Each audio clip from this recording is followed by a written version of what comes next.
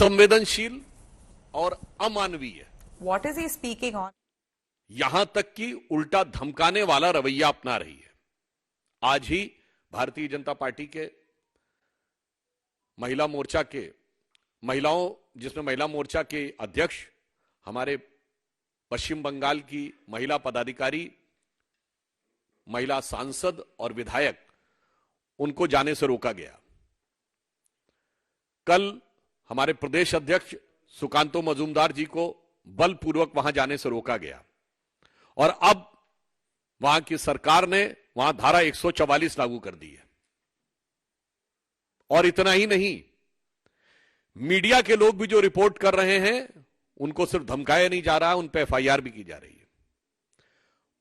आपत्ति की बात यह है कि इस तरह की बातें प्रकाश में आई हैं कि पश्चिम बंगाल की एसआईटी बजाय प्रताड़ित महिलाओं को न्याय दिलाने के कहीं ना कहीं उन पे दबाव डालने का प्रयास कर रही है ताकि वो इस विषय को आगे न बढ़ाएं। इसलिए यह विषय बहुत संवेदनशील है और सबसे बड़ी बात यह है कि शाहजहां शेख, जो कि तृणमूल कांग्रेस का एक महत्वपूर्ण व्यक्ति है, वो अभी तक गायब है। उसका मुख्य कारण जानते क्या है? कहते हैं कि साहब उसको हाई कोर्ट से प्रोटेक्शन है, जो सरासर गलत है। हाई कोर्ट का कोई भी विषय इस संदर्भ में नहीं है। महिलाओं के द्वारा शाहजहां शेख पे की गई शिकायत के बारे में न्यायालय के द्वारा किसी भी प्रकार का कोई निर्देश शाहजहां शेख के विषय में नहीं है। उल्टे कलकत्ता उच्च न्यायालय के मुख्य न्यायाधीश ने यह टिप्पणी की है कि वो अभी तक गिरफ्तार क्यों नहीं हो रहा। वो गिरफ्तार इसलिए नहीं हो सकता कि उसको और कोई प्रोटेक्शन नहीं है। उसको सिर्फ वेस्ट बंगाल का प्रोटेक्शन नहीं है। शाहजहां शेख एक प्रवृत्ति का नाम है जिसे पूरे भारत में सेकुलर प्रोटेक्शन प्राप्त है।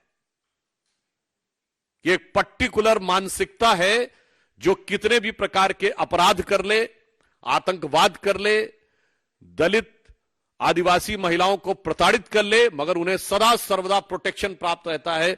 और उसे हम कह सकते हैं कि वह एक सेकुलर प्रोटेक्शन है, क्योंकि पश्चिम बंगाल की सरकार, यहां पर सिर्फ हिंदू मुस्लिम का सवाल नहीं है।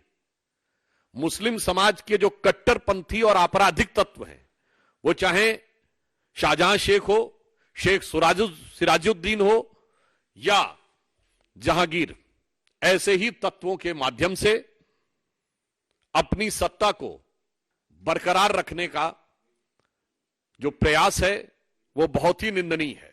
यहां मैं एक बात और कहना चाहता हूं, यह घटना इसलिए और अधिक हृदय विदारक है कि ये जो तथाकथित सेकुलर दल हैं, ये तो नहीं बोल रहे हैं, समझ में आता है, क्योंकि इनके लिए महिला का दर्द पहले वोट के तराजू पे तौला जाता है कि कौन सा तगड़ा वाला वोट बैंक है, उसके बारे में बोलना है या नहीं बोलना है। मगर दुख की बात यह है कि जो self proclaim champion of women rights हैं, वो भी इस विषय के ऊपर पूरे भारत में मुंह में दही जमाकर बैठी हुई है। यानी यह भी अपने आप में एक गंभीर प्रश्न है। और उससे दुखद बात यह है कि तृणमूल कांग्रेस के नेता इस विषय के लिए नौटंकी जैसे शब्दों का प्रयोग करते हैं। मैं एक बात कहना चाहता हूं कि संदेश खाली एक घटना नहीं है, एक फिनोमिना है।